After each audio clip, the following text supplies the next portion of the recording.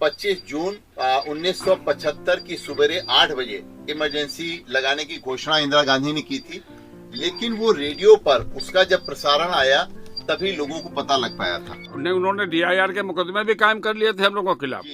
फर्जी मुकदमा यहाँ हरदोई में एक DIR का कायम मेरे ऊपर कर दिया गया, और उसके बाद हम लोग अंडरग्राउंड होकर आंदोलन चला रहे थे, फिर फर्जी मुकदमा नए विशारण में कायम कर दिया गया। तो आपका क्या मुकदमा आपके खिलाफ कायम किया गया था? कि बताते यहाँ पर हम ठाकुर शारदा भगत सिंह समेत सब लोग खड़े थे, पुराने लोग, बीजेपी जनसंख्या, मैं तार काट रहा था, सीढ़ी पर चढ़ा बिजली तार काट रहा था, और दूसरा मुकदमा मेरे ऊपर कायम हुआ 6 सितंबर को नए विशारण में।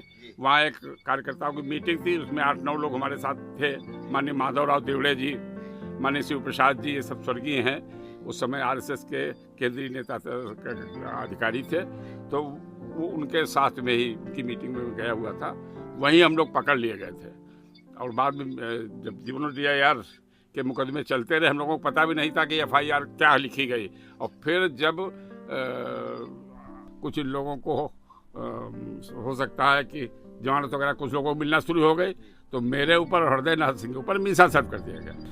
यानी कि आप लोगों ने जो मुकदमे झेले हैं वो सब फर्जी थे? एकदम फर्जी थे, और मैं तो तब सब बिल्कुल झूठ सफेद। अब हम बात करते हैं, हमारे साथ में सम्राट सिंह, अधिवक्ता भी हैं आप, और आप उस समय छात्र संघर्ष समिति के यहाँ पे संयोजक थे हरदोई में।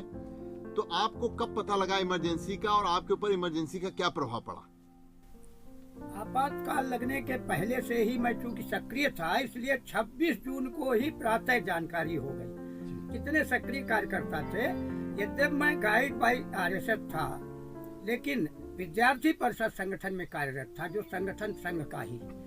तो 26 को ही मालूम हो गया, लोगों की गिरफ्तारियां हो गई हैं, बच करके रहना है, आंदोलन लंबा चलेगा। लंबे आंदोलन की दृष्टि से हम लोगों को भूमिगत रह करके कार्य करना, तो हम बचते रहे, आंदोलन में सक्रिय रहे।